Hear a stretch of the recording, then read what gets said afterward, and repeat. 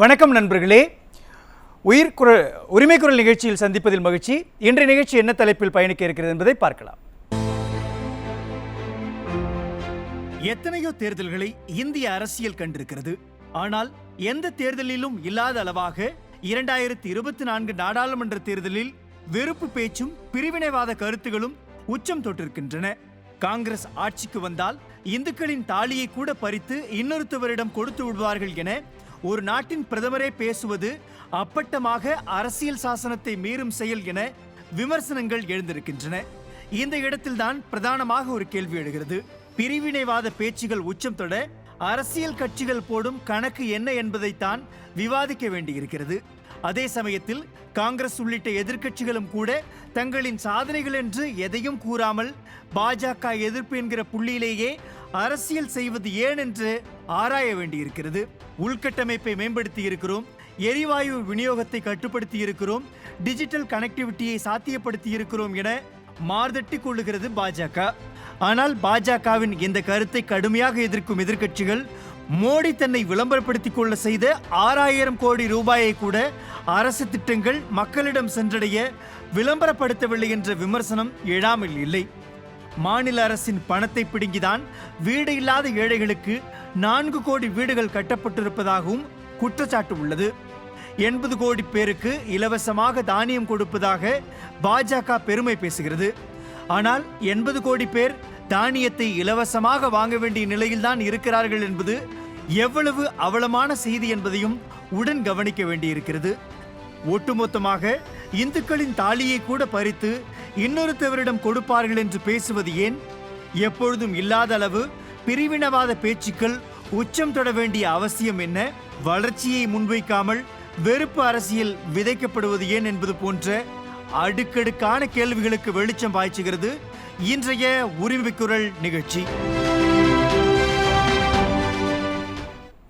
நாடாளுமன்ற தேர்தலில் எடுபடுமா பாஜகவின் பிரிவினைவாத பேச்சுகள்? இந்த தலைப்பில் தான் விவாதத்தை நகர்த்த இருக்கின்றோம். விருந்தினர்களை அறிமுகப்படுத்தி விடுகின்றேன்.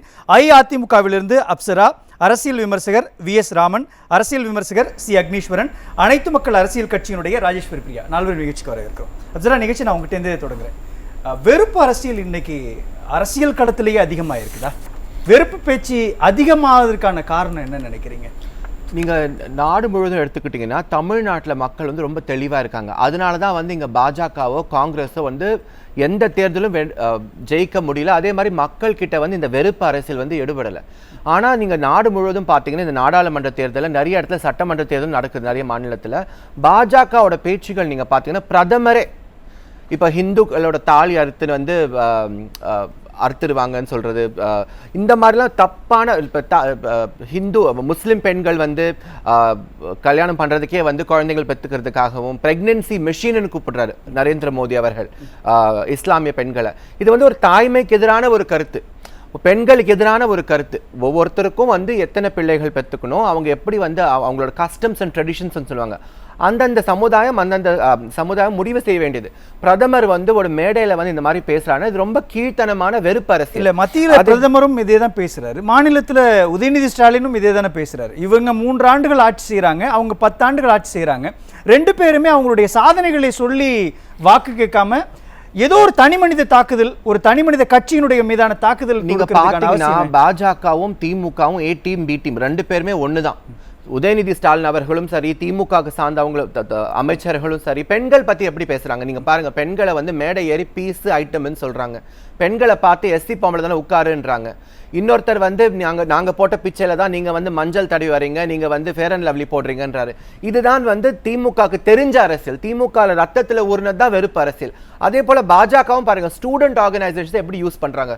உலகம் அவங்க நாட்டு முழுவதும் மட்டும் இல்லாம இங்க தமிழ்நாட்டிலே வார் ரூம் பாருங்க. பெண்களை பார்த்து எப்படி வந்து ட்விட்டர்ல கமெண்ட் பண்றாங்க. ட்விட்டர்ல வந்து பாஜக காரங்க வந்து நாங்க தமிழ்நாடை வந்து சாஃப்ரன் ஸ்டேட்டா மாத்த போறோம்னு பொறுப்புல இருக்கிறவங்க போடுறாங்க. அதே மாதிரி திமுகல வந்து இப்போ உதயநிதி ஸ்டாலின் பேசுற பேச்செல்லாம் பாத்தீங்கன்னா அது ரொம்ப கீழ்த்தனமான அரசியல். இப்போ மாபெரும் தலைவர்கள் பார்த்து வந்து நீங்க முட்டி போடுறீங்க, நீங்க வந்து படுத்துக்கிறீங்கன்னு கேட்க நம்மளும் கேட்கலாம். நம்மளுக்கு வராத பாஷை ஒண்ணும் இல்லை, நம்ம எல்லாம் வந்து அம்மாவின் பிள்ளைகள் பேச மாட்டோம். நம்மளும் கேட்கலாம் இல்ல, கருணாநிதி வந்து எத்தனை குட்டி போட்டிருக்காரு, கருணாநிதி வந்து செஞ்ச திருமணங்கள் எல்லாம் வந்து சட்ட ரீதியான தனிமனித தாக்குதல் வேண்டாம். கருணாநிதி செஞ்ச திருமணங்கள்லாம் சட்ட ரீதியான திருமணங்களா? இல்ல, நம்ம கண்டென்ட் ரீதியா பேசலாம். கண்டென்ட் ரீதியா தாங்க. கருணாநிதி வந்து 3 திருமணங்கள் பண்றது உலக அறிஞ்ச விஷயம். இதென்ன இதுல வந்து என்ன ஆபாசமா இருக்கு? நான் கேட்கிறேன், நம்ம திரும்ப கேட்டா இதெல்லாம் தவறுன்றாங்க. அவங்க எப்படி பேசுறாங்க? மேடை ஏறி வந்து அம்மா பத்தி பேசுறாங்க, அண்ணா பத்தி பேசுறாங்க பாஜக. இதெல்லாம் வந்து எப்படி ஏத்துக்க முடியும்? அதே மாதிரி ஸ்டூடென்ட் ஆர்கனைசேஷன் அரசியல் எதனால உருவாகுது? நான் இன்னொன்னு சொல்லணுங்க, இப்ப நிறைய ஆர்கனைசேஷன்ஸ் வந்து பாஜகக்கும் திமுகக்கு உறுதுணையா இருக்கிற ஸ்டூடெண்ட் ஆர்கனைசேஷன்ஸ் இருக்கு. நீங்க ட்விட்டர்ல போய் பாருங்க, சோஷியல் மீடியால போய் பாருங்க, இன்ஸ்டாகிராம்ல, ட்விட்டர், இப்போ வந்து அதுதான் டிஜிட்டல் ஏஜ்ல வந்து நிறைய அரசியல் கருத்துக்கள் வந்து பகிர்ந்துக்கிறாங்க. எந்த மாதிரி பாஷை அவங்க யூஸ் பண்றாங்க, எப்படி கருத்துக்கள் பெண்களோட கூந்தல் பத்தி, பெண்களோட உடைய பத்தி, பெண்களோட இடுப்புகள் பத்தி அசிங்கமா போடுறாங்க.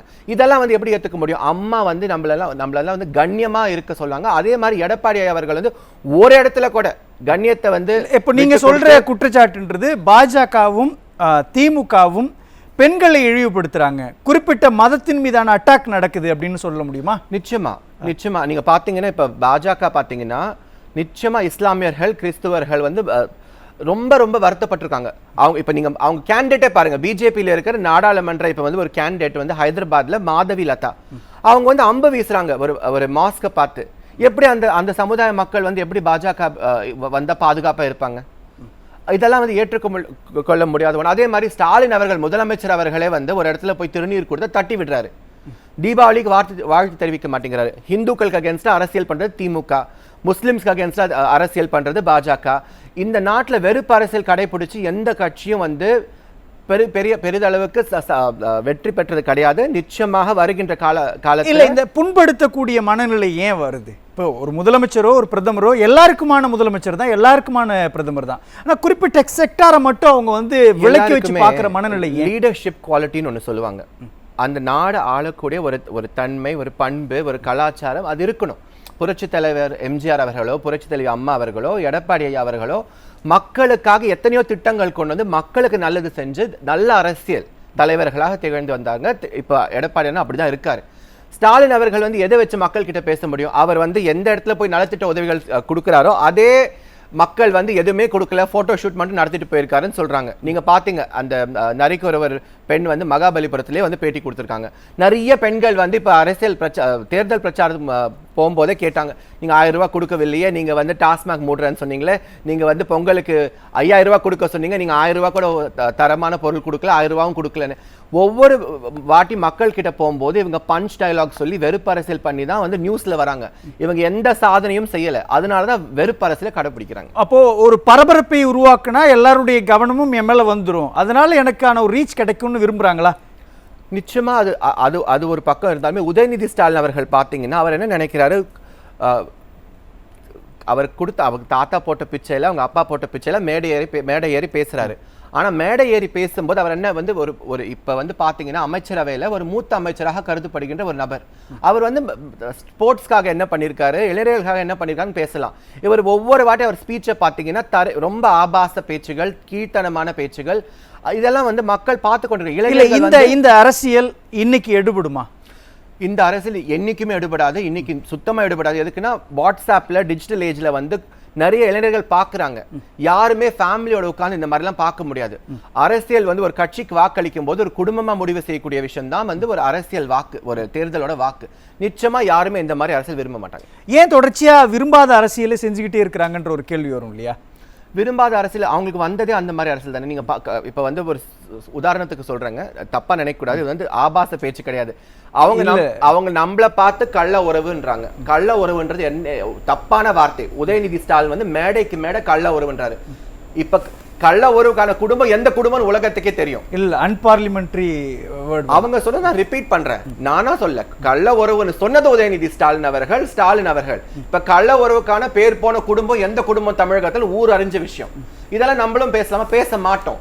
இவங்கெல்லாம் அந்த மாதிரி அரசியல் பண்ணி மக்கள் கிட்ட செருப்படி தான் வாங்க போறாங்க. பேசலாம். அக்னீஸ்வரன், ஏன் இன்னைக்கு வந்து இது மாதிரியான வெறுப்பு அரசியல் கூர்த்தீட்டி விடப்படுது?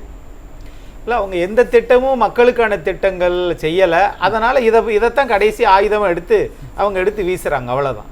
ஏன்னா ஒரு தரமான நாடு, மக்களுக்கு தேவையான திட்டங்களை கொடுக்குறவங்கெல்லாம் இப்படி பேசவே மாட்டாங்க. இப்போது அந்த மாதிரி இருக்கிற போது இது கலாச்சார பூமி, பெண்கள் எங்களுக்கு சக்தியை தருகிறார்கள் அப்படின்லாம் இந்திய நாட்டினுடைய பிரதமர் பேசுறாரு. ஆனா பெண்கள் தாலி இதாயிரும் அப்படின்னு பேசுறாருன்னா அப்ப தாலினுடைய மகிமை அவருக்கு தெரியாம போச்சா? ஒருவேளை தெரிஞ்சிருந்தா இப்படி பேசுவாரா? அப்போ இது என்னன்னா உலகமே நம்மளை பார்த்து வியக்கிறதுக்கு காரணம், இந்திய நாட்டுல என்னப்பா எல்லா மதமும் இருக்கு, எல்லாரும் நிம்மதியா இருக்கிறாங்களே, அதற்குத்தான் இந்தியாவை மதிக்கிறார்கள். இந்திய நாட்டினுடைய பொருளாதாரத்தோ இந்திய நாட்டினுடைய நீங்க வலிமையெல்லாம் பார்க்க இது பண்ணல. நீங்க கிரையோஜெனிக் இன்ஜினியரிங் வச்சிருக்கிறோம், சந்திராயனுக்கு இது பண்ணிருக்கோம், அதற்காக இந்தியாவை பார்த்து அவர்கள் பாராட்டவில்லை. இப்படி பன்மதத்தவர்கள் இருக்கக்கூடிய நாட்டில் எப்படி இந்த மாதிரி பிரச்சனைகள் இருந்தாலும் அது வேறுபாடு இல்லாம வாழ்றாங்களே, இதற்குத்தான். ஆனால் இந்திய நாட்டினுடைய பிரதமர் நாம் மீண்டும் 3வது முறை வரணும், அதுக்காக இதை செய்யறது ஏற்பக்கூடியது இல்ல. அது 3வது முறை வரணும்ன்றதுக்காக செய்யறாருன்னு எப்படி நீங்க சொல்றீங்க? Logic point. அவருடைய நோக்கம் அதுதானே. அவருடைய நோக்கம் என்னன்னா, நான் திரும்ப நேரு பண்டிதர் மாதிரி நாங்க தான் 3வது முறை வந்துடணும் அப்படின்ற எண்ணத்தினாலதான் இது மாதிரியான வார்த்தைகளை, பேசக்கூடாத வார்த்தைகளை. சார் பேச்சாளர்ல 3 விதம் இருக்கு சார். தரமான பேச்சாளர்கள் என்பது வேறு, நீங்கள் பாராளுமன்றத்தில் பேசக்கூடியவர். ஆனால் நீங்களும் ஒரு சாதாரண ஒரு பேச்சாளர் மாதிரி பேசுனீங்கன்னா எப்படி இது? அப்ப நீங்க யாரு? அப்ப தெரியாம, அடையாளம் தெரியாம உங்களை கொண்டு பிரதமரா உட்கார வச்சுட்டாங்களா? அப்ப அந்த பிரதமருடைய மகிமையை நீங்களே என்னை தெரியாமல் ஆக்கிவிட்டார்கள், என்னுடைய முகம் உண்மை முகம் இதுதான் அப்படின்னு நீங்களே முகமுடிய வெளியே காட்டுறீங்களா?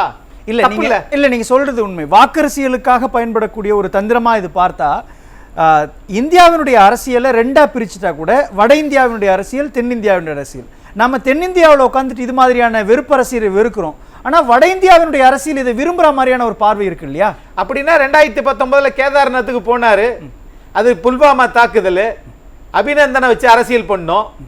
அப்போ கடைசியா 2024 நீங்க ராமருக்கு நம்ம கோயில் கும்பாபிஷேகம் நடத்தணும். அப்படி இருந்தும் அங்க ராஜஸ்தான்ல போய் இந்த மாதிரி பேசுறாருன்னு என்ன அர்த்தம்? இல்ல, இதுதான் இங்க கேள்வியா இருக்குது. 2014 தேர்தலில் அவர் பார்க்குறப்போ வளர்ச்சி அப்படின்ற ஒரு இடத்தை நோக்கி அவருடைய பேச்சு இருந்துச்சு.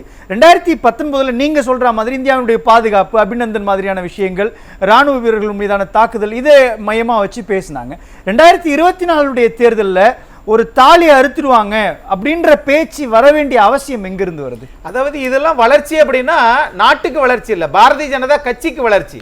பொன்னான ஒரு பிரதமர் அடல் பிஹாரி வாஜ்பாய் 182 இடங்கள்ல கூட்டணியை வச்சு ஆட்சிக்கு வந்தாங்க. 23 கட்சிகளை வச்சு குறைந்தபட்ச செயல் திட்டம் அப்படின்ற ஒரு இதுல காஷ்மீர் டு கன்னியாகுமரி அனைத்து கட்சிகளையும் அரவணைச்சு கொண்டு போனாங்க. அந்த குறைந்தபட்ச செயல் திட்டத்துல தான் நாங்க மத ரீதியாக எதுவும் பேச மாட்டோம், எந்த ஒரு கருத்து செயல்பாடுகளும் நான் ராமர் கோயிலை கட்ட மாட்டோம் அப்படின்றதெல்லாம் இருந்துச்சு. ஆனா இங்க அப்படி இல்லை. ஆனா 182 அடல் பிஹாரி வாஜ்பாய் காலத்திலே இருந்துச்சுன்னா இவர்களுக்கு அந்த மூக்கணாங்கயிறை விளக்கிட்டாங்க.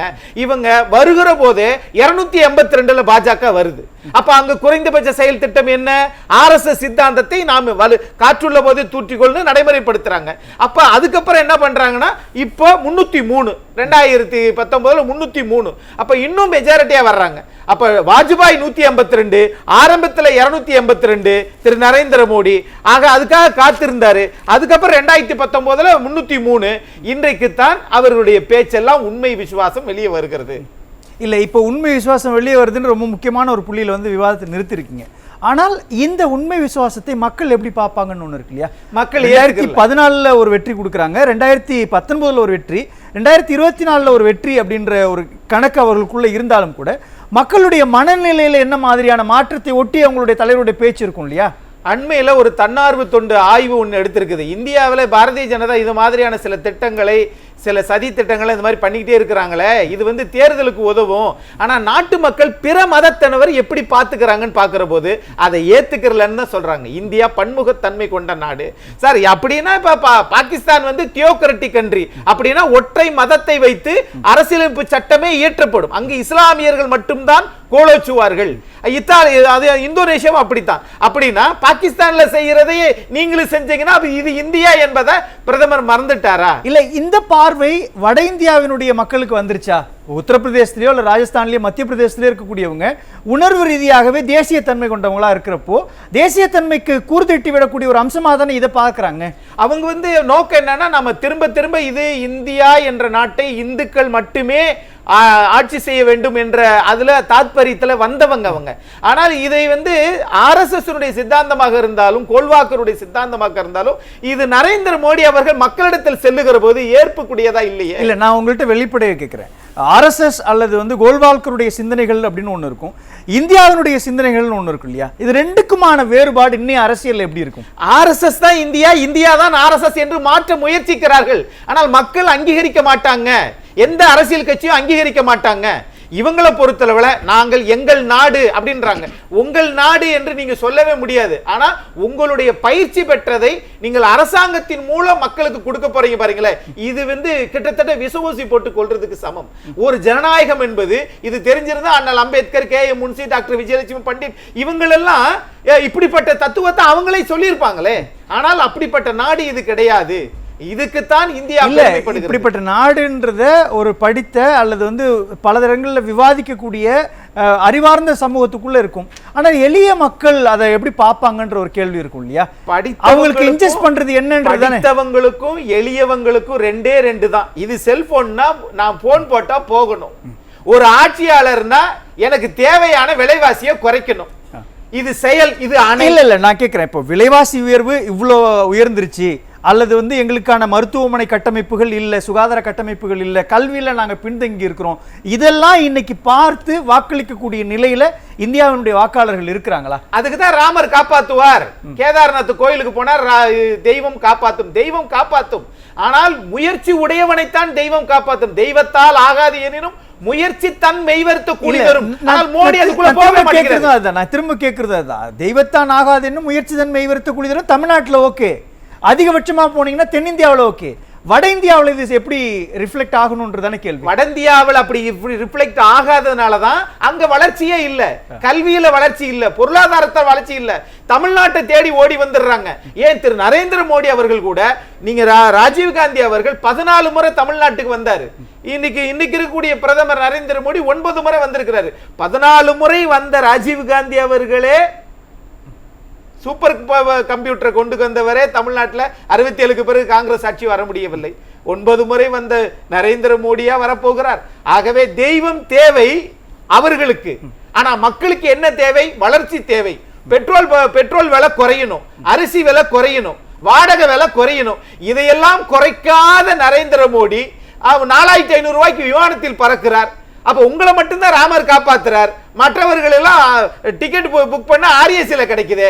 இதை மோடி கவனிப்பாரா? இதுதான் கேள்வி.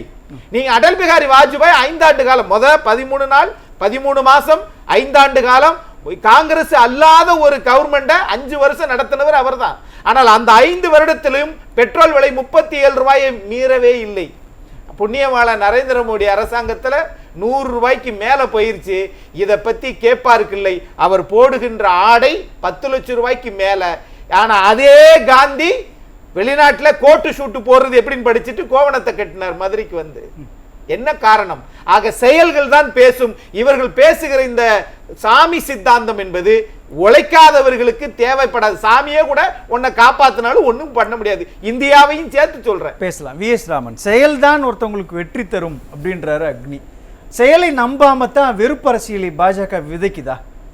அதாவது அக்னீஸ்வரன் முதல்வர் சொன்னார், பாஜக அரசிடம் திட்டங்கள் எதுவுமே இல்லை, அதனால தான் வெறுப்பு அரசியல் அவங்க பண்ணுறாங்கன்னு சொல்லியிருக்காங்க. காங்கிரஸ் கட்சியில் இந்த தேர்தல் அறிக்கையை தயாரித்த குழு தலைவராக இருந்த ப. சிதம்பரம் என்ன சொல்லியிருக்காருன்னா, 2014 எங்களுக்கு வந்து 2004 பார்த்தீங்கன்னா 12 GDPயில் வந்து 12வது இடத்துல இருந்தோம், 2014 7வது இடத்துல இருந்தோம். பாஜக ஆட்சி வந்தவர்னா அது பிறகு 5வது இடத்துல இருக்கும். இப்போ 2024 உலக பொருளாதார இதில் வந்து அவங்க வெற்றி பெற்றால் 3வது இடத்துல வரும்னு அவங்க சொல்கிறாங்க. இதெல்லாம் பெரிய சாதனையா? இந்தியாவில் மக்கள் தொகை அதிகமானது தான் பாஜகவின் சாதனைன்னு சிதம்பரம் அவர்கள் சொல்கிறாங்க. எதிர்க்கட்சி வரிசையில் இருக்கக்கூடிய சிதம்பரம் அவர்களுக்கு இருக்கக்கூடிய அந்த புரிந்துணர்வு கூட அண்ணன் அக்னீஸ்வரன் அதை ஏன் அது உள்வாங்கி செயல்படவில்லை என்பது என்னுடைய கேள்வி. காரணம் என்றால் தொடர்ந்து அவர் ஒவ்வொரு ஆதங்கத்திலும் பார்த்தா பாஜக எது செய்தது என்றால் இன்னைக்கு உலக அரங்கில் பாரதிய கட்சி செய்ய ஒவ்வொரு அரங்கத்திலும் கேட்கிறாருல என்ன செஞ்சது நம்ம சொல்லிட்டோம்னா முடிஞ்சிடும்ல சார். இந்தியாவில் வந்து ஒரு விஷயம் இந்த முறை 2014 2019 2024 இந்த 3வது வாட்டி பாரதிய கட்சி ஆட்சி ஆட்சியை கட்டில் அமர விடக்கூடாது என்பதில் காங்கிரஸ் கங்கணம் கட்டிக் கொண்டிருக்கின்றன. இல்ல எல்லா அரசியல் கட்சிகளுக்குமான வியூகம் அதுதான் இருக்கணும். அவங்க தான் அரியணைக்கு வரணும் அதனாலதான் ஆசை தான் இருக்கும். ஆனா கேள்வி என்னன்னா 10 ஆண்டுகளுக்கு நாம இது செஞ்சிருக்கிறோம், இந்த சாதனைகளை நாம சொல்லி வாக்கு கேட்கறது முக்கியமா, வெறுப்பை விதைத்து அதன் மூலமாக வாக்கு சேகரிக்கிறது? அதாவது மத வெறுப்பிற்கான திட்டங்களையும் மத வெறுப்பிற்கான அஜெண்டாக்களையும் விதைகளை விஷ விதைகளாக தூவியது காங்கிரஸ் கட்சி தான். என்ன தூவுனாங்க? காங்கிரஸ் கட்சியினுடைய அரசியல் நிர்ணய சட்டத்தில் பிரிவு 15 முதல் 30 வரைக்கும் உள்ள அந்த இதில் பார்த்தீங்கன்னா மத உரிமையான சட்ட உரிமைகளை பார்த்தீங்களா சிறுபான்மை மக்களுக்கு நாங்கள் உறுதுணையாக இருப்போம்னு காங்கிரஸ் கட்சியுடைய நிலைப்பாடு இருக்குது. சமீபத்தில் மேற்கு வங்கத்தில் சந்தோஷி கோயிலில் அந்த இடத்துல பார்த்தீங்கன்னா திரிணாமுல் காங்கிரஸ் கட்சியினுடைய தலைவரான ஷாஜகான் அவர்கள் மத வெறுப்பை தூண்டி அங்குள்ள மக்களுடைய பெண்களுடைய கேவலமாக பேசி அவர்கள் உடைமைகள் இழந்து எல்லாமே இழந்து பியூட்டி என்னன்னா காங்கிரஸ் கட்சியும் மத ரீதியிலான உணர்வுகளை தூண்டி விடுது, பாஜகவும் மத ரீதியிலான உணர்வுகளை தூண்டி விடுதுன்னா ரெண்டும் ஒரே அரசியலை செய்ய வேண்டிய அவசிய புள்ளி எங்க? நீங்கள் ரெண்டையும் ஒரே தராசில் வச்சு பார்க்காதீங்க. இந்தியாவில் பொறுத்தவரையிலும் ஐஎன்டிஏ கூட்டணியில் இருக்கக்கூடியவர்கள் மத ரீதியாக சிறுபான்மை மக்களுடைய வாக்குகளை வாங்க வேண்டும் என்ற நிலைப்பாடு ஓராண்டு காலமாக திட்டத்தை வகுத்து அதுக்கு முடிவும் தேர்தலுக்கு மூலமாக விடை காண ரெடியாக இருக்கிறாங்க. அதற்கான யுத்திகள் ஹிண்டன்பர்க், பிபிசி, ஐரோப்பியனுடைய மிஷனரிகளை மூலமாக மிகப்பெரிய நெட்வொர்க் பண்ணி அதனுடைய ஜூடோ யாத்திரை தண்ட யாத்திரை நடத்தினார் ராகுல் காந்தி அவர்கள். இந்த யாத்திரையின் மூலமாக இப்போ அவங்களுடைய நல்ல பாரதிய ஜனதா கட்சி ஏன் சாதனையை மக்கள் மத்தியில் கொண்டு வர முடியாத ஒரு சூழ்நிலைக்கு தள்ளப்பட்டுள்ளார் என்றால் காங்கிரஸ் கட்சி முழுக்க வட இந்தியாவில் மட்டுமல்ல இந்தியா முழுவதும் ஜாதி ரீதியாகவும் மத ரீதியாகவும் மக்களுடைய அதாவது சைலண்டாக இருந்த எண்ணத்தை கிளப்பி இந்தியா முழுவதும் அதே மூலமாக தீயை கலகல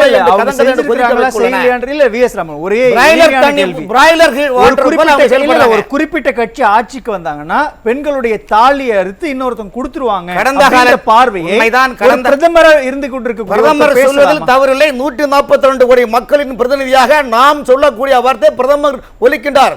அவர் பிரதமர் என்று ஒவ்வொரு வார்த்தைகளும் உங்களுக்காக சொல்லவில்லை, நாட்டு மக்களுக்கு அரசியல் சாசனத்தை மீறக்கூடிய செயல் இல்லையா? அரசியல் சாசனத்தை மீறியது காங்கிரஸ் கட்சி. ஒரு குறிப்பிட்ட சமூகத்தை ஒரு குறிப்பிட்ட அட்டாக் பண்றீங்க. இத்தகைய பேச்சுக்கு யார் காரணம்? ராகுல் காந்தி அவர்கள் தொடர்ந்து இந்தியாவுடைய இஸ்லாமிய மன்னர்களை பற்றி புகழாரம் சூட்டுகின்றார், அவுரங்கசீப்பை சூட்டுகின்றார். தைமூர் என்ற ஒரு இஸ்லாமிய மன்னர் வந்து கொள்ளைக்காரர் நாடு முழு எத்தனை லட்சம் இந்துக்களை கொண்டு விட்டார்கள் என்று வரலாற்றை புரட்டி பாருங்கள். சத்ரபதி சிவாஜி ராணி சின்னம்மாவை புறக்கணித்து காங்கிரஸ் கட்சி தேசத்துக்கு பாடுபட்ட புறக்கணித்து பேசுவது மத விரோதமா இல்லையா? நீங்க சொல்லுங்க. பேசலாம். இப்போ பிரதமர் நரேந்திர மோடியுடைய பேச்சு காங்கிரஸ் கட்சியினுடைய தேர்தல் அறிக்கையில அப்படி சொல்லி இருக்கிறாங்கன்னு சொல்றாங்க. காங்கிரஸ் கட்சியினுடைய தேர்தல் அறிக்கையில அப்படி சொல்லப்பட்டிருக்குதா? காங்கிரஸ் கட்சி ஏற்கனவே 2004 இருந்து 2010 வரையிலும் சிறுபான்மை மக்களுக்கு சொல்லப்பட்டிருக்குதா? சார் என்னுடைய உள்ள 2020 உள்ள கிடங்கெல்லாம் இருக்கட்டும் சார். இதுல 2024 காங்கிரஸ் கட்சியினுடைய தேர்தல் அறிக்கையில சொல்லப்பட்டிருக்குதா அப்படி? சார் காங்கிரஸ் கட்சி ஏற்கனவே திட்டங்களை வகுத்துட்டாங்க சார். இல்ல இப்ப சொல்லப்பட்டிருக்குதா? பிரதமருடைய பேச்சு காங்கிரஸ் கட்சியுடைய தேர்தல் அறிக்கையில உள்ள இருக்கு சார், உள்ள இருக்குது. அவங்க அதை வச்சுதான் மத ரீதியாக கிட்டை வெறுப்பு அரசியல் கூர்திட்டப்படுது இல்லையா? வெறுப்பு அரசியலை கூர்படுத்துகின்ற காரணத்தால் தான் நாளை பெரும்பான்மை மக்களுக்கு வாழ்வாதாரம் சீரழியும். பாகிஸ்தானில் இருக்க மக்கள் அங்க என்ன பாருங்க, 4% சிறுபான்மை மக்கள் இருக்கிறாங்க. அந்த சிறுபான்மை மக்களுடைய மனநிலை என்ன தெரியுமா? வேலைவாய்ப்புல இது கிடையாது. எந்த விதமான இரண்டாம் தட குடிமக்களின் முத்திரையை வைத்துக் கொண்டு பாகிஸ்தானில் கிறிஸ்தவர்களும் பாகிஸ்தானில் இந்துக்களும் வாழ்ந்து கொண்டிருக்கின்றார்கள். ஆனால் நாளைக்கு இந்தியாவில் உள்ள மக்களுக்கு, நாளைக்கு பெரும்பான்மை மக்களுக்கு 2050 இந்த நிலைமை வரக்கூடாது அசரீர் குரலாக பிரதமர் கூறுகின்றார். நீங்க பெரும்பான்மையா வந்து இங்க வந்துருவாங்கன்றத உங்களுடைய அந்த சித்தாந்தம், இந்த கணக்கே முதல்ல தப்பு இல்ல. நீங்க குடும்ப கட்டுப்பாடு திட்டத்தை அன்னை இந்திரா காந்தி அவங்க இந்தியாவில் கொண்டு வந்ததுக்கு காரணம் யாரு? ஏன் வந்து அதை வந்து தமிழ்நாடு பின்பற்றிச்சா இல்லையா? அப்போ அந்த திட்டத்தை இஸ்லாமியர்கள் ஏற்றுக்கொள்ளவில்லை. நாங்க பிள்ளைய பெற்றுக்கிற போற நாங்க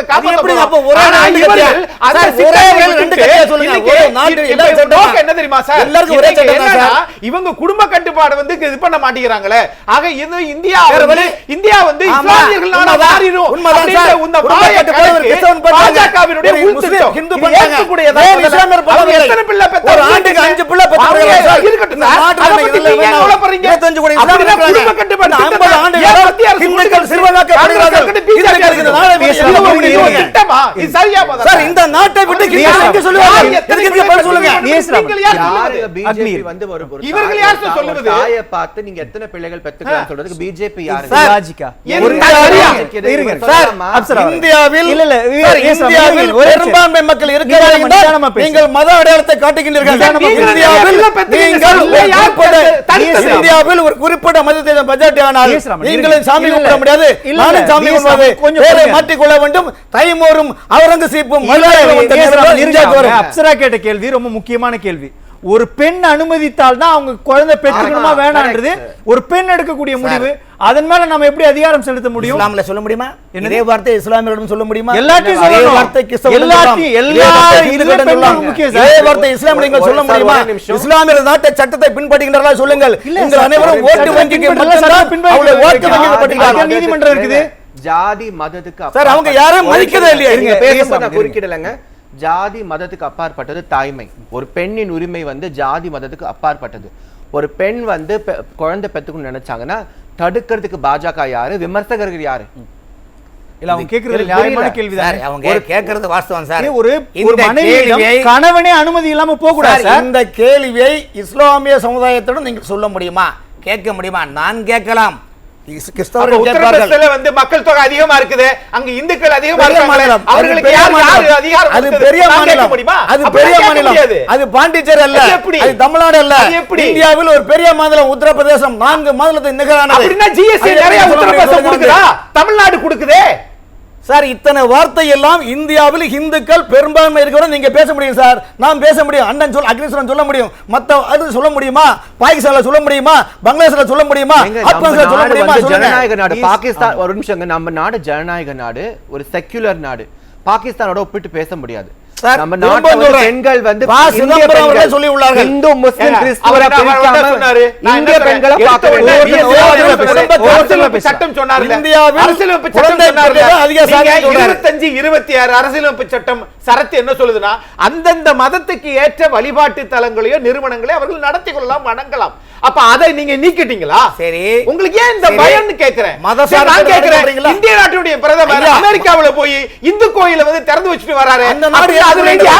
அந்த நாடு அப்ப ஏற்றுக்கொள்கிறது. அங்க உள்ள அந்த அங்க ஹிந்துக்கள் உள்ள மதம் அங்க உள்ள மாற்றவில்லை. கிறிஸ்தவர்கள் இந்தியாவில் இருந்து ஏன் இந்துக்களை அமெரிக்காவுல மதம் கோயில் மாற்றம் கட்டணும்? ஏற்படவில்லை. ஆனால் இந்தியாவில் மத சாட்டப்படுறது இவங்க போவாங்க வெளிநாட்டுக்கு. போற போக்குல சார், போற போக்குல எவ்வளவு விஷயங்களை வெறுப்பு அரசியலுக்கான இது மையமா வெறுப்பு அரசியல் நம்ம இல்ல. ஏன் மாத்துறோம்? சார், வெறுப்பு அரசியல் இல்லை. இந்தியாவில் பாஜகவில் மட்டும்தான் நிலையான ஸ்திரத்தன்மையான ஒரு ஆட்சியை கொடுக்க முடியும். மக்கள் ஏற்றுக்கொள்ள இல்ல, வேண்டும். ஒரே ஒரு கேள்விதான். VS ராமன், ஒரே ஒரு கேள்விதான். 10 ஆண்டுகள் ஆட்சி செஞ்சிருக்கிறீங்க. இந்தியா ஒழுகுறது அப்படின்னு ஏன் நம்மளால ஒரு விளம்பரம் செய்ய முடியல? சார், இது எதிர்க்கட்சிகள் செய்தா சரி இல்ல, திட்டம். இல்ல, ஏன் செய்ய முடியல? எதிர்க்கட்சிகளுக்கு ஒரே இலக்கு ஏன் செய்ய பாஜக முடியல? மீண்டும் ஆட்சிக்கு இல்ல, வந்தால் இல்ல, ஏன் பிராந்திய செய்ய முடியல? கட்சியில் கேள்வி ஒழிக்கப்படும். ரொம்ப ஒரே ஒரு எளிமையானது. கருத்து எனக்கு அனுமதி கொடுங்க. ஒரே ஒரு கருத்து. இவ்வளவு பேசுறாங்க இல்லையா பெண்கள் பத்தி, தாய்மை பத்தி. பேட்டி பச்சாவ் பேட்டி படாவ் ஒரு திட்டங்க. பெண்களுக்கு கல்வி சொல்லக்கூடிய, கல்வி தரத்தை உயர்த்தக்கூடிய, பெண்களுக்கு கல்வியில வந்து அனுமதி கொடுக்கக்கூடிய ஒரு என்ட்ரி பாயிண்ட் கொடுக்கக்கூடிய ஒரு திட்டம். அதுல 56% வந்து பிரதமரோட அட்வர்டைஸ்மெண்ட்காக செலவு பண்றாங்க. பேட்டி பச்சாவ் பேட்டி படாவோட பட்ஜெட்டரி அலோகேஷன் பார்த்தீங்கன்னா 56% வந்து நரேந்திர மோடி பிஎம்ஓட பப்ளிசிட்டிக்கு யூஸ் பண்றாங்க. என்னங்க பாஜக பண்றாங்க? இவங்க வந்து எத்தனை குழந்தைங்க பெத்துக்கணும்னு சொல்றதுக்கு பதிலா கல்வி மேல கவனம் செலுத்துறோம். காங்கிரஸ் இல்லாத இந்தியா, கழகங்கள் இல்லாத தமிழ்நாடு, இது மட்டும் ஏன் வேற போர்விக்கல ஒளியறீங்க? சார், தேர்தல் யுத்தி என்பது எல்லாரும் சொல்லதான் செய்வாங்க. அப்ப இது அப்ப இதுதான் தேர்தல் வித்தியா? தேர்தல் இல்ல இல்ல இல்ல VS ராமன் ரொம்ப சரியான புள்ளிக்கு வந்துட்டீங்க. தேர்தல் இல்ல இல்ல, வித்தி நீங்க என்பது சொல்றது நீங்க தேர்தல் நாங்க யுத்தி தானா இது? இருக்கோம். இல்ல, நீங்கள் வெறுப்பு அரசியல் என்பது தேர்தல் யுத்தியா? சார், அதான் வெறுப்பு கேள்வி. அரசியல் காங்கிரஸ் செய்யறது சார். இல்ல, நீங்க தானே சொன்னீங்க. ஓ, அக்னிஸ்வரன் ரொம்ப வெளிப்படையா உங்களை பேச காங்கிரஸ் கட்சி நீங்க பேசல வெறுப்பு அரசியல் தான் தேர்தல் வித்தியா? பாஜகவுடைய தேர்தல் வித்தியா? இந்தியாவில் இந்துக்களை பாதுகாக்க பிஜேபி சொல்ல என்ன தவறு கொண்டது சொல்லுங்க. எல்லா மதத்தையும் காப்பாத்துறோம். பாஜக வந்து மாநில காங்கிரஸ் கட்சி ஓட்டுக்காக நாட்டை ஆளக்கூடிய பிரதமர் வந்து அனைத்து மக்களையும் பாதுகாக்கணும். இந்துக்கள் மட்டும் பாதுகாக்க பத்தாது. பேசலாம். ராஜேஸ்வரி பிரியா, நீங்க எப்படி பாக்குறீங்க 3 பேருடைய பேச்சு? ஐயோ, இப்ப ராமன் சகோதரர் பேசுறத பார்த்தா பெரிய அச்சுறுத்தலா இருக்கு. ஏன்னா ஒரு இந்தியா அச்சுறுத்தலும் கிடையாது. நீங்க என்ன உங்க நேரத்துல நான் பேசவே இல்லை பாருங்க. பேசலாம். தேசிய ஒருமைப்பாடுன்னு ஒரு வார்த்தை இருக்குங்க. அந்த வார்த்தைக்கு அர்த்தம் என்னன்னு அண்ணன் சொன்னாருன்னா நான் கேட்டுட்டு போயிடுவேன்.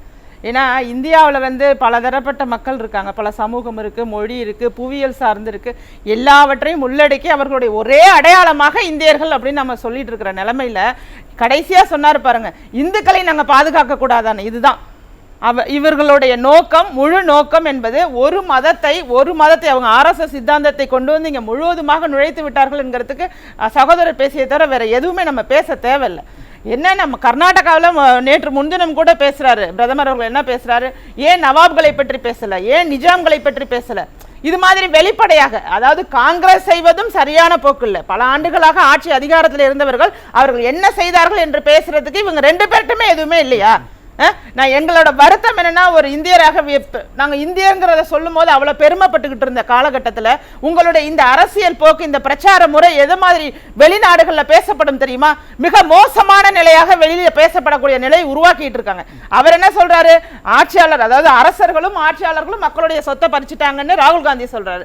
உடனடியாக இவர் வெளிப்படையாக இஸ்லாமியர்களை அட்டாக் பண்ணணும். என்னன்னா, இவர் சொன்ன மாதிரி இஸ்லாமியர்களோட வாக்குகளை வாங்கணுங்கிறது அவருடைய நோக்கமா இருக்குன்னா, இந்துக்களுடைய ஓட்டுகளை வாங்கணுங்கிறது இவர்களுடைய நோக்கமா இருக்கு. இது சரியான போக்கா? எனக்கெல்லாம் கண்ணீரே வந்துடும். இவர்களுடைய பேச்சுக்கள், தேர்தல் பிரச்சார முறையெல்லாம் இருக்கு பாருங்க.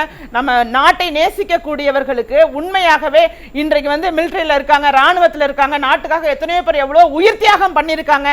எல்லா மதம், மொழி, இனம் இவற்றையெல்லாம் கடந்து சாதி பாகுபாடெல்லாம் இல்லாம இந்திய சுதந்திரத்திற்காக எல்லாருமே ஒற்றுமையா இருந்து பாடுபட்டிருக்காங்க. இன்றைக்கு நீங்க வந்து நின்னுக்கிட்டு மேடையில் நின்றுட்டு பேசுறதுக்கு எவ்வளவோ இருக்கு. சாதிவாரி கணக்கெடுப்பு பற்றி திரு மோடி அவர்கள் பேசுவாரா? பேச சொல்லுங்க. நீங்க இப்ப சொல்லுங்க. சாதிவாரி கணக்கெடுப்பு ஒரே சமூகம் சார்ந்து கல்வி இல்லாம இருக்கும், வேலை இல்லாம இருக்கும், இன்னைக்கு வீடு இல்லாம இருக்கும், இன்னைக்கு வாசல் இல்லாம இருக்கும், கரண்ட் இல்லாம இருக்கும், ரோடு இல்லாம இருக்கும், பள்ளிக்கூடம் இல்லாம இருக்கும்.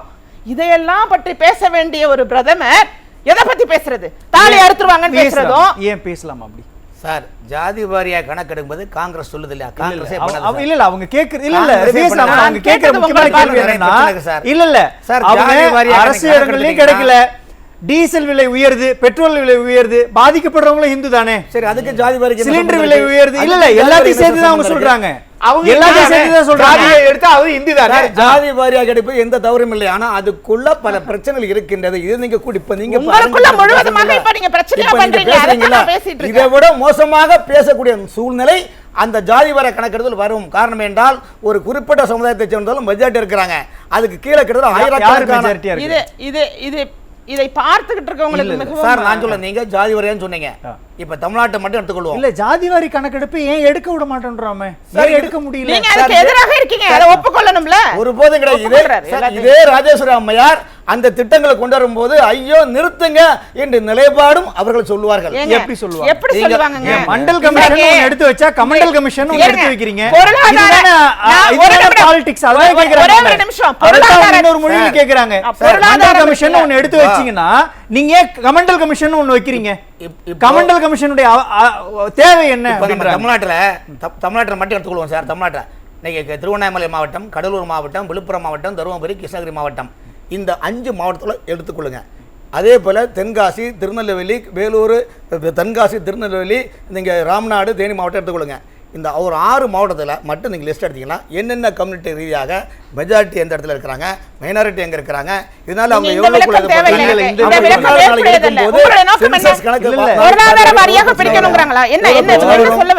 வருமா வராதா, சண்டை வருமா வராதா? ஒரே ஒரு கேள்வி உங்களுக்கு. உலக எக்கனாமிக் இண்டெக்ஸ்ல வேர்ல்டு குளோபல் ரேங்கிங் ரிப்போர்ட் வருங்க. அந்த ரிப்போர்ட்ல வந்து மோடி ஆட்சிக்கு வந்ததுல இருந்து இந்தியா வந்து ரேங்கிங்ல பின்தங்கி இருக்கு. அதனாலதான் வந்து எல்லாருமே வந்து இந்தியா வந்து இப்ப வந்து வெறும் பப்ளிசிட்டி நாடாக மட்டும்தான். பிரதமர் வந்து ஒரு பப்ளிசிட்டி 10 லட்சம் சூட்டு போட்டுக்கிட்டு 20 லட்சம் பெண் வச்சுட்டு நான் சொல்றேன், சொல்லி முடிச்சுறேன். இவங்க அது பத்தி பேசாம நாடுகளே வரவேற்கிறாங்க.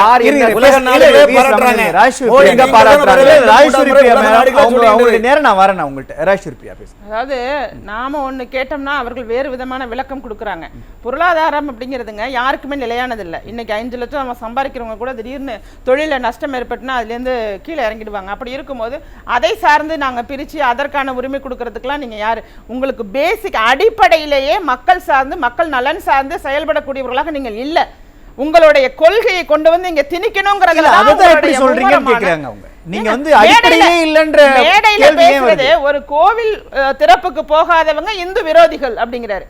அதாவது எல்லா இடத்திலையுமே ஒண்ணு மதம் சார்ந்து மதத்தை இன்சிஸ்ட் பண்ணி இல்ல ஒரு மதத்திற்கு எதிரான கருத்துக்களை வைக்கணும் அப்படிங்கறதை எப்படி ஏற்றுக்கொள்ள முடியும்? இப்ப எதிரில பேசுறவங்க கேக்குறாங்க, எல்லாருமே கேக்குறாங்க, நான் கேட்கல. மோடி அவர்களுடன் உடன் பிறந்தவர்கள் எத்தனை பேர்? 6 பேர். அமித்ஷா அவர்களோட உடன் பிறந்தவர்கள் 7 பேர். நீங்க அதிக குழந்தை பெற்றுக்கொள்ள பெற்று பேசலாமான்னு சொல்லி இப்ப இண்டிவிஜுவலாக தனித்துவமாக நீங்க தனி மனித தாக்குதல்னு சொல்றீங்க. யாரும் ஊழல் செய்யலங்க. இல்ல இல்ல யாரும் குற்றம் இல்ல.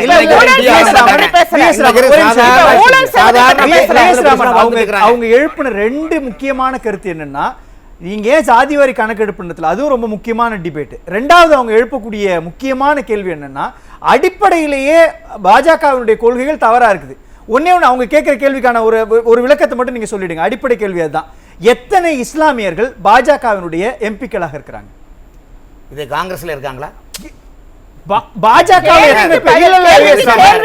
அவங்க கேள்வியோட அடிப்படை என்பது இல்ல இல்ல எத்தனை தேர்தல் முக்தார் அப்பாஸ் நக்விக்கு அப்புறம் எத்தனை எம்பிக்கள் பாஜகவுல தேர்தல் என்பது மாநிலத்திலும் தேசியத்திலும் ஒரே ஒரு கேள்வி, அந்த ஜாதிய இஸ்லாமியர்கள் எத்தனை இஸ்லாமியர்கள் எம்பிக்களாக பாஜகவுல இருக்காங்க? எல்லா கட்சியிலுமே தேசிய அரசிலும் மாநில அரசிலும் ஜாதியை வச்சு தான் சீட்டு கொடுக்கறாங்க.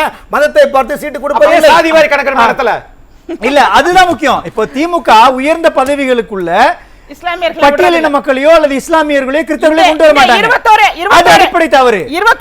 பாஜக பண்றாங்க. 2 பேர் தானே ஒரே அம்பலப்படுறாங்க. இப்போ இல்ல 21 பேர்லயும் ஒருத்தர் கூட இல்ல. திமுக சார்பில் பாஜக 21 பேர்லயும் ஒருத்தர் கூட இல்ல. பாஜக இஸ்லாமியரை குடியரசு தலைவர் ஆக்கிடுச்சா இல்லையா? இல்ல இல்ல, அவங்க கேட்ட கேள்வி நாடாளுமன்றத்தில் பாஜக தானே. சார் இதெல்லாம் சும்மா சொல்லிக்கலாம் சார். இல்ல இல்ல, சிம்பிள். முக்தார் அப்பாஸ் நக்விக்கு அப்புறம் எத்தனை இஸ்லாமியர்கள் எம்பியா இருக்காங்க? 303 பேர் இருக்காங்க. எல்லாம் அந்தந்த கட்சி எடுக்கிற முடிவு சார். அத தான் ராஜேஸ்வரி அம்பலப்படுத்துறாங்க. எல்லா அரசியலும் அந்த ஸ்டாண்ட் தவறுன்றாங்க. யாரை இல்ல இல்ல, ராஜேஸ்வரி பிரியாவுடைய ஸ்டாண்ட் அதுதான். அந்த தவறு, அதுதான் தவறு. அதுதான் அடிப்படை புரிதல் இல்லாத அடிக்கடி சார். இது காங்கிரஸ்ல பின்பற்றாங்களா? சரி, அப்ப நீங்க அப்புறம் நீங்களும் காங்கிரஸ் ஒண்ணுங்கறத அவர் அப்பப்ப சொல்லிக்கிட்டே இருக்காரு. அப்ப அப்படி எடுத்துக்கணுமா? அதனால தான் பிஜேபி எடுத்துக்கிற முடிவுகளை மாற்றி காங்கிரஸ் வந்து தப்பான முடிவு எடுக்கிறது. திமுக, பாஜக, காங்கிரஸ் 3 பேருடைய ஸ்டாண்டும் ஒண்ணுதான். பாஜக தேசிய சிந்தனை உள்ள கட்சி. பாஜக இந்தியாவில் எல்லா மதத்திலும் இப்போ இந்த கேள்வி நான் உங்கள்கிட்ட கேட்கிறேன். இப்போ இந்த விவாதத்திலிருந்து கேட்கப்படுற கேள்வி புரிதல் அப்படின்றது, திமுக, பாஜக, காங்கிரஸ் 3ம் அடிப்படையிலேயே சிறுபான்மையின மக்களினுடைய விரோதியாகத்தான் அவங்களுடைய பொலிட்டிக்கல் அஜெண்டாவே செட் பண்ணிருக்காங்களா? நிச்சயமாக, அதுல எந்த மாற்று கருத்துமே கிடையாது. என்றைக்கு வந்து ஒருத்தரை பாதுகாக்கணும்னு சொல்லி அவர்கள் பெயரை பயன்படுத்துறாங்களோ அவர்களும் அவர்களை தான் ஆயுதமா யூஸ் பண்றாங்க. இவர்களை எதிர்க்கிறோம்னு சொல்லி இவர்களும் இவர்களை தான் ஆயுதமா பயன்படுத்துறாங்க. அடிப்படையிலேயே சிறுபான்மையினர் மக்களை வைத்து ஒரு வாக்கு வங்கி அரசியலுக்காக ஒரு மிக கீழ்த்தரமான அரசியலும் இந்திய வரலாற்றிலேயே முதல் முறையாக தேர்தல் ஆணையம் பிரதமர் பேசியதற்கு நோட்டீஸ் அனுப்பியிருக்காங்க. இது இந்த தேர்தலில் தாங்க நடைபெற்றிருக்கு, இது வரைக்கும் நடைபெற்றதில்லை. ஆனால் அந்த நோட்டீஸ்ல அவருடைய பெயர் குறிப்பிடப்படவில்லைங்கிறது வேற ஒன்று. ஏன்னா அதுலேயுமே வந்து ரொம்ப பார்த்து செயல்படுகிறது. தேர்தல் ஆணையம் ஒரு சுதந்திர தன்மையோட செயல்படலைங்கிறத நம்ம பார்க்கிறோம். 2 பேருக்குமே ராகுல் காந்தி பேசியதற்கும் மல்லிகார்ஜுன கார்கே அவர்களுக்கு நோட்டீஸ் போயிருக்கு. அதே மாதிரி பிரதமர் மோடி அவர்கள் பேசினதற்குமே JP நட்டா அவர்களுக்கு நோட்டீஸ் அனுப்பியிருக்காங்க. இந்த மாதிரியான நிலை அப்படிங்கிறது மிகவும் மோசமான நிலை. ஒரு தேசத்தை நாங்க எவ்வளவு நேசிக்கிறோம். நீங்க தேசம் எங்களுக்கு தேசம் இல்லையா, எங்களுக்கு நாடு இல்லையா பேசுற நாங்கெல்லாம் யாரு நினைச்சிட்டு இருக்கீங்க? மக்களுக்காக பேசக்கூடிய போராடக்கூடியவர்கள் தான் நாங்களும். களத்தில் நின்று மக்கள் பணியில் இருக்கிறவர்கள் தான் பேசுறோம். நீங்க இதனால் வரைக்கும் பேசாம தேர்தல் சமயத்துல உங்க இந்துத்துவ கொள்கையை கொண்டுட்டு வந்து நீங்க அந்த ஒரு உணர்வுகளை தூண்டி காரணம் ஐஎன்டே கூட்டணியில் அவருடைய தரப்பு பாஜகவுடைய தரப்பையும் நம்ம பார்க்க வேண்டியது இருக்கு இல்லையா? இப்ப பிரதமர் கொண்டு வரக்கூடிய திட்டங்கள் எல்லாமே இந்தியாவில் இருக்கக்கூடிய எல்லா மக்களுக்குமான திட்டங்களா தானே இருக்குது. வறுமை ஒழிப்புன்றதும் அல்லது ஏழை மக்களுக்கு வீடு கட்டி கொடுக்கணும் அப்படின்றதும் சுகாதார சுகாதார விஷயங்கள் தனிமனித எல்லாமே கழிப்பறை. எல்லாருக்குமான ஒரு திட்டமா தானே இருக்குது. இது மேல நம்ம ஏன் சந்தேகப்படணும்? இது மேல நம்ம சந்தேகமே பட வேண்டாங்க. இந்த திட்டங்களை பற்றி நீங்க தேர்தல் பிரச்சாரம் செய்திருக்கலாமே. அதுக்கு தடை பண்ணது காங்கிரஸ்ல பிரச்சனை பண்ணுது. என்ன தடை பண்ண? என்ன? சார் இந்த மக்களுக்கான சாதனைகளை கொண்டு போற நேரத்துல தான் இவங்க மத ரீதியாக கொண்டு திணிக்கும் போது அப்ப பிரச்சனை எங்க வெடிக்குது? அப்ப மக்கள் சாதனையை விரும்புவாங்களா மத இல்ல, பிரச்சனை இல்ல, இல்ல, விரும்புவாங்களா இல்ல, இல்ல. சொல்லுங்க. ஒருவர் தூண்டி விட்டா நீங்க உங்களோட உண்மையான முகத்தை காண்பிப்பீங்கன்னா இதை மக்கள் இல்ல எப்படி இல்ல புரிந்து கொள்வார்கள்? நியாயமா சொல்லுங்க. நீங்க எப்படி உண்மையிலேயே புரிந்து இந்திய அரசியலை உன்னிப்பா கவனிச்சிருப்பீங்க. யார் இங்கு வெறுப்பு அரசியலை தூண்டி விடுறாங்க? வெறுப்பு அரசியலை தூண்டி விடுறது அப்படிங்கறதெல்லாம் நாம வந்து சிறுபிள்ளைத்தனமாக பேசவே முடியாதுங்க. ஒரு ஸ்டாண்டு, ஒரு கட்சி நீங்க 10 ஆண்டுகள் ஆட்சி அதிகாரத்தில் இருக்கக்கூடிய ஒரு நிலையில இருக்கும்போது நீங்க யாரோ பேசுறதுக்கு எதிர்வினை ஆற்றுவதை விட்டுவிட்டு உங்களுடைய நோக்கம் என்ன, மக்களுக்காக நீங்க என்ன செஞ்சிருக்கீங்க, என்ன செய்ய போறீங்க அப்படிங்கறத நோக்கி போனாதான் அது ஒரு நல்ல அரசியலா இதைத்தான் பாஜக சொல்லுகின்றது. அவர்கள் தடுக்கிறாங்கன்னு சொல்லி நீங்க பேசுறீங்கன்னா உங்களுக்குள்ள வந்து ஒரு நிலையான ஒரு நிலைப்பாடு இல்ல. அந்த நிலைப்பாடு இருந்துச்சுன்னா இன்னைக்கு நீங்க மதம் சார்ந்து மேடையில பேச வேண்டிய நிலைக்கு தள்ளப்பட்டிருக்க மாட்டீங்க. அப்ப கடைசி ஆயுதமாக உங்களுடைய சித்தாந்தத்தை தான் நீங்க ஆயுதமா எடுக்கிறீங்களே தவிர மக்கள் சார்ந்து நலன் சார்ந்து பொதுவான கருத்துக்களை, ஒரு தேச ஒற்றுமைக்கான கருத்துக்களை நீங்க அங்க வைக்கல. அவர்கள் தூண்டி விடுறாங்க. சரி, இவருடைய பங்குக்கே வந்துருவோமே, அவங்க தான் தூண்டி விட்டாங்க, அப்ப தூண்டி விட்டா நாங்க பேசுவோம் அப்படிங்கிறது இது என்ன விதமா எடுத்துக்கிறது? ஏங்க, ஒரு தலைமை பண்பாது. எத்தனையோ பேர் ஏதேதோ தான் பேசுவாங்க, ஏதேதோ தான் விமர்சனம் வைப்பாங்க. அந்த விமர்சனத்துக்கெல்லாம் நீங்க பதிலடி கொடுக்கறத விட்டுட்டு உங்களுடைய மக்கள் பணியை பற்றி பேசுறது மரண வியாபாரின்னு சொன்னது அது நல்ல வார்த்தையா? ஏங்க, அத சொல்லுங்க. வார்த்தைக்கு வார்த்தை சொல்றாங்க. சகோதரரே, வார்த்தைக்கு வார்த்தை பேசிக்கிட்டு போகணும்னா அது கீழ்த்தரமான அரசியலா மாறிடும். இன்னைக்கு ஒரு நிமிடம் இருங்க. திரு எடப்பாடி கே பழனிசாமி அண்ணன் அவர்கள் எவ்வளவு அருமையா கையாண்டாங்க தெரியுமா? உதயநிதி அவர்கள் பேசுறதையும் ஸ்டாலின் அவர்கள் பேசுறதையுமே எவ்வளவு அழகா. இவங்களுக்கு இதுதாங்க வேலை, இவர்கள் இப்படிதான் பேசுவாங்க.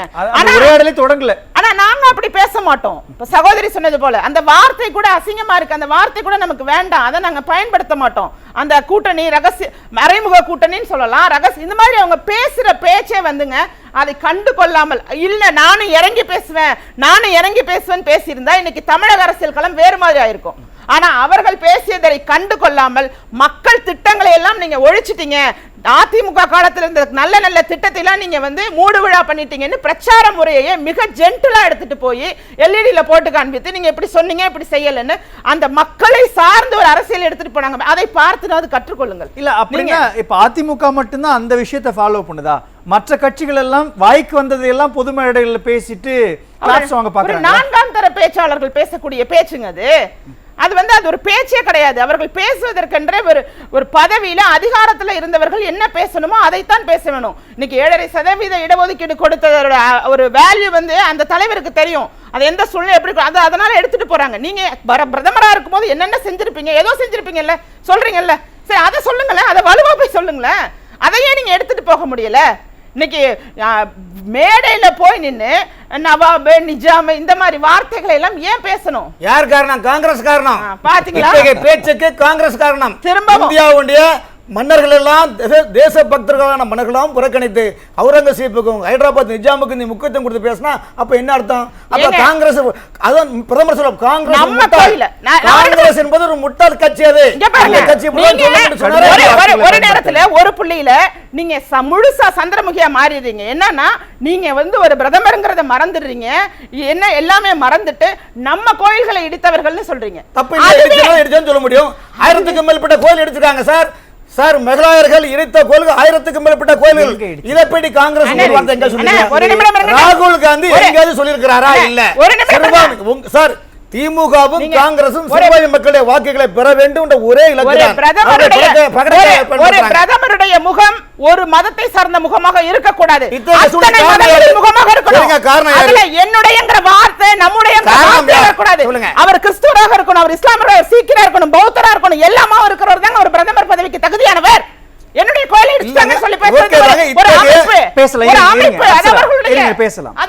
அவங்க எழுப்புற கேள்வி ரொம்ப முக்கியமானது இல்ல. ஒரு குறிப்பிட்ட மதத்தினுடைய அல்லது ஒரு குறிப்பிட்ட சாதியினுடைய அடையாளமாக மட்டுமே தான் இருக்கணும் அப்படின்னு இன்னைக்கு அரசியல் இருக்கிறவங்க விரும்புறாங்களா? நிச்சயமா கிடையாதுங்க. நம்ம சகோதரி சொன்ன மாதிரி ஒரு பிரதமர் என்றவர் வந்து ஒரு ஒழுங்கும் நிதானமும் கட்டுப்பாடு இருக்கணும். அதே மாதிரி ஒரு நாட்டின் அனைத்து மக்களுக்கும் அவர் பிரதமர். அவர் வந்து ஹிந்துக்களுக்காக மட்டும் பேசிட்டு மற்றவங்களை வந்து மட்டம் தட்டுறது வந்து பாதுகாப்பான ஒரு நிலை. அது வந்து ஒரு வெறுப்பு அரசியல், ஒரு கம்யூனல் வயலன்ஸை தூண்டக்கூடிய வகையில் அவர் பேசியிருக்கிறார். அதே போல இவர் வந்து அவருக்காக வந்து சிபாரிசு பண்ண வந்திருக்கார். பிரதமர் பேசுறது கரெக்ட் தான், காங்கிரஸ் இப்படி தான் செய்யறாங்கன்னு.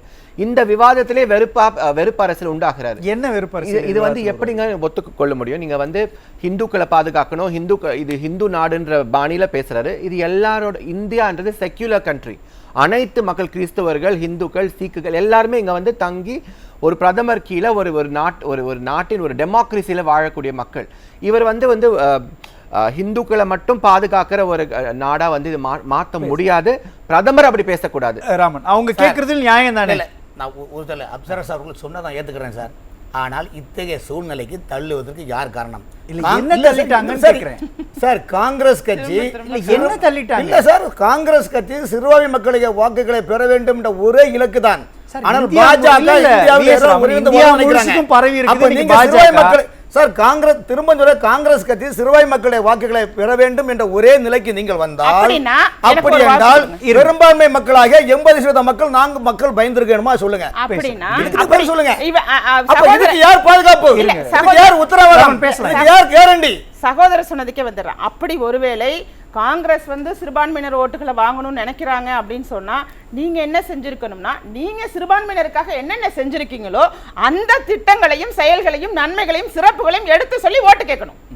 அதுதானே நல்ல முறை. பிரதமர் சொல்லதானே செய்யறாரு, சிறுபான்மை மக்களுக்கு நாங்க தான் உங்களுக்கு பாதுகாவலர்கள் சொன்னீங்க.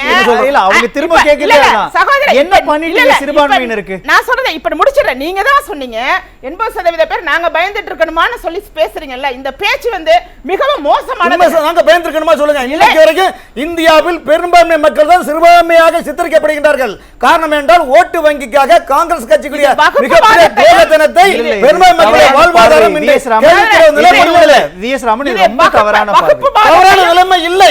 80% மக்கள் பயந்துட்டு இருக்காங்கன்னு சொல்றது நியாயமான நாட்டை ஏற்கனவே மதத்தால் நீங்கள் பிரிச்சீங்களா இல்லையா? எங்க நம்ம நாடு மதத்தால் ஏற்கனவே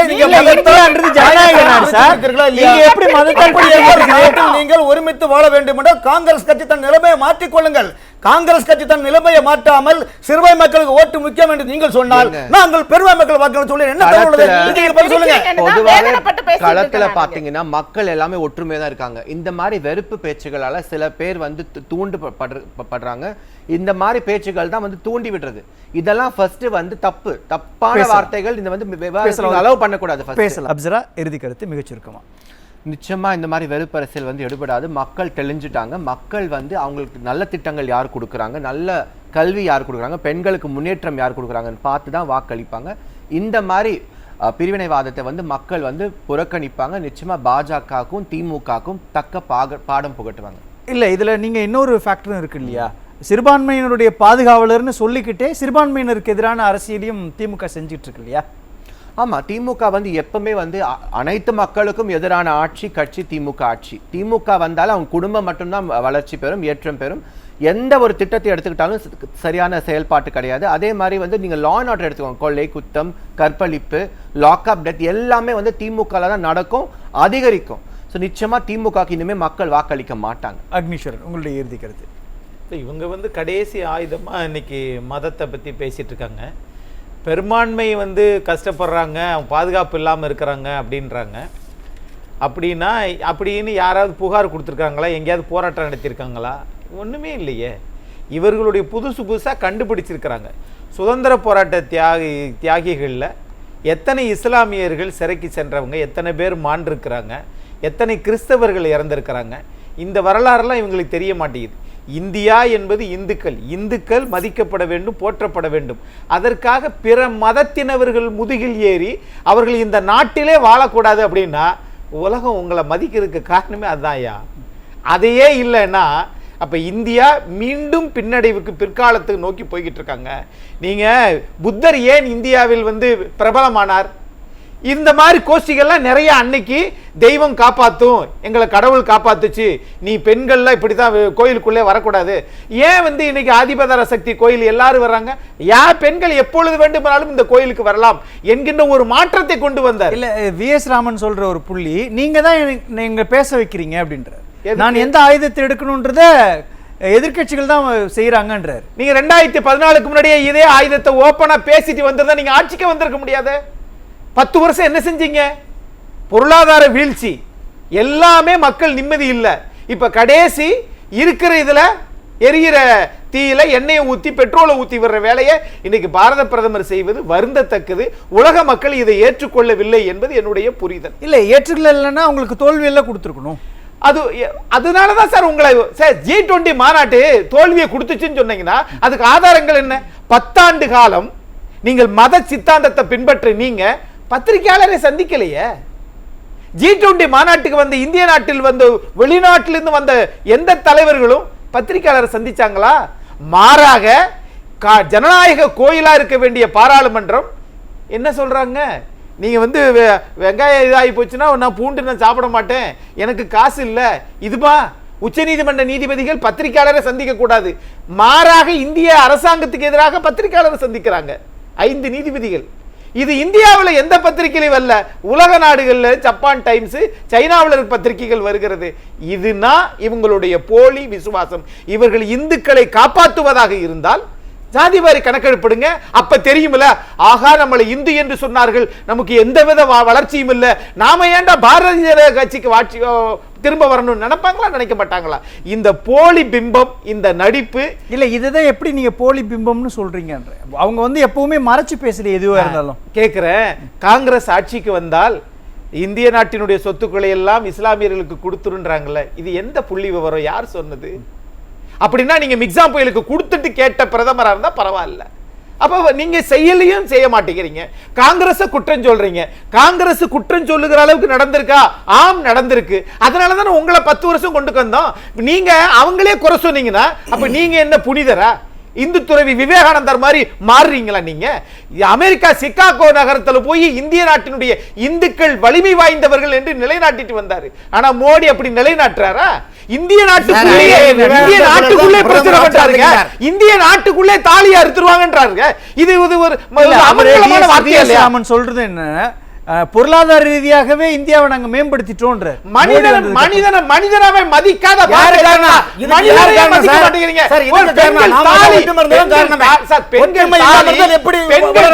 என்பது தெய்வத்திற்கு சமமானது. நீங்கள் தெய்வம் என்று சொல்லுகிறீங்க, ஆனா தாலியை அறுப்பாங்கன்னு சொல்றது இது அமங்கலமான சொல்லுங்க. அத்தகைய சூழ்நிலைக்கு தள்ளப்படுது காங்கிரஸ் சொல்லலையா? அத்தகைய சூழ்நிலைக்கு இந்த வார்த்தையை பேசலாம் காங்கிரஸ் கட்சி. நாகரிகமானவரா? நாகரிகமான சொல்லு உங்க வாயில வராதா? இது ஏற்புக்கூடியதா? முதல்ல உலகம் பூரா என்ன சார் உங்க இப்படிப்பட்ட பிரதமரை தேர்ந்தெடுத்திருக்க என்று இன்றைக்கு ஆய்வு செய்கிறார். உலகம் பாராட்டும், உங்களுடைய விமானம் 4500 கோடி பாராட்டும், உங்க கோட்டை பாராட்டும். ஆனா உங்களுடைய உள்ள சிந்தனை மிக விஷமா இருக்குது. முள்ளா நரி சிந்தனையா இருக்குது, நாகப்பாம்பு சிந்தனையா இருக்கு. உலகம் ஏத்துக்குமா? நீங்க காங்கிரஸ் பார்த்து கேட்க வேண்டிய கேள்வி இந்த கேள்வி இல்ல. ரெண்டு ஒண்ணுதான், ரெண்டு தேசிய கட்சி ஒண்ணுதான். காங்கிரஸ் ஈழத்தை அழிச்சிச்சு, பாஜக இந்தியாவை அழிக்குது. வளர்கின்றது பிஜேபி. ஆமா ஆமா, பிஜேபி வளர்ந்தது நாங்க பார்த்தோமே.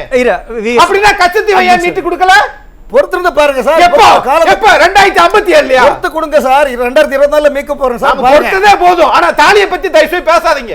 நீங்க சொல்லுங்க பிரதமர் இறுதி கருத்து மிகச் சுருக்கமா. சார், பாரதிய ஜனதா கட்சிக்கு ஒருபோதும் வெறுப்பு அரசியல் செய்ய வேண்டும் என்ற ஆசை இல்லை, எண்ணமும் இதுவரைக்கும் இல்லை, என்றும் இருக்காது. ஆனால் இன்னைக்கு தேர்தல் பிரச்சனையில பாத்தீங்கன்னா சத்ரபதி சிவாஜிகளையும் ராணி சின்னம்மாவும் தரக்கருவா பேசுகிற ராகுல் காந்தி. ஆனால் சுல்தான்களையும் நிஜாம்களையும் அவங்களை ஏதாவது பேசினாங்களா? இல்லை. அப்போ ஒரு கண்ணில் வேணா இன்னொரு கண்ணில் சுண்ணாம்பு போட்டு நாட்டுக்கு தேசத்துக்கு உழைத்தவர்கள் எல்லாம் நீ பாராட்ட மாட்டேங்கிறீங்க, தேசத்துக்கு விரோதமாக செயல்படுறவர்களும் வாழ்த்துறீங்கன்னா அப்போ என்ன அர்த்தம்? உங்களது உங்களை கட்சி நாட்டுக்கு உழைத்தவங்களை அது பக்கா காங்கிரஸ், இன்னைக்கு சொக்கா காங்கிரஸ். நீங்க சொன்னது பக்கா காங்கிரஸ், இன்னைக்கு சொக்கா காங்கிரஸ். பேசலாம் விஎஸ் ராமன், இறுதி கருத்து சொல்லுங்க. மீண்டும் மீண்டும் பேசும்போது அவர்கள் பேசுறதுனால நாங்க இப்படிதான் எதிர்வினை ஆற்றுவோம்னு சொல்லி இந்தியாங்கிற எங்களை வந்து நீங்க ரொம்ப துன்பப்படுத்துற நிலைக்கு தள்ளிட்டீங்க. மக்கள் மத்தியில ஒரு பிரிவினைவாதத்தையும் வகுப்புவாதத்தையும் தூண்டி மதம் அப்படின்னு நீங்க பேச ஆரம்பிச்சா இங்க மக்களுக்குள்ள மதம் பிடிச்சிடும். ஒரு உணர்வு தானங்க அது. அந்த உணர்ச்சியை தூண்டி, உணர்வுகளை தூண்டி அதன் மூலமாக வாக்குகளை வாங்கி நீங்க ஆட்சிக்கு வர்றதுக்கு வராமலே இருக்கலாம். உண்மையாக என்னுடைய அடிமனதிலிருந்து சொல்றேன். நீங்க உங்களுடைய போக்கு அப்படிங்கிறது இந்த மாதிரியே தொடர்ந்துச்சுன்னா இன்னும் 32-33 நாட்கள் இதே நிலை தொடர்ந்து இதே ஆயுதத்தை நீங்க கையில ஏந்திங்கன்னா மிகப்பெரிய புரட்சி நடக்குங்க. இந்தியா முழுவதும். இதுக்கு இது காரணம் அரசியல். காங்கிரஸ். இது காங்கிரஸ் கிடையாது. இதுக்கு காரணம் காங்கிரஸ் கிடையாது. சூழ்நிலை எல்லாத்தையும் காங்கிரஸால் தான். ஒவ்வொரு காங்கிரஸால் தான். ஒவ்வொரு நாட்டுப்பற்றுடைய இளைஞர்களும் ஒன்று கூடுவாங்க. நிச்சயமாக இந்த நாட்டுப்பற்றை மையமாக வைத்து எல்லாமே காங்கிரஸ் காங்கிரஸ் கிடையாது, பிஜேபி கிடையாது. இது நாட்டுப்பற்றை மையமாக வைத்து எல்லாருமே ஒன்று கூடி எதிர்த்து ஒரு புரட்சி இங்க நிச்சயமா நடந்துரும். இது வந்து எல்லாருக்குமே சொல்லக்கூடிய ஒரு வார்னிங் மாதிரி நான் எடுத்துக்கிறேன். எனக்கு ஹிந்தி பேச தெரியாது, இல்லைன்னா ஹிந்தியில கூட நான் மோடி அவர்கள்ட்ட சொல்லிடுவேன்.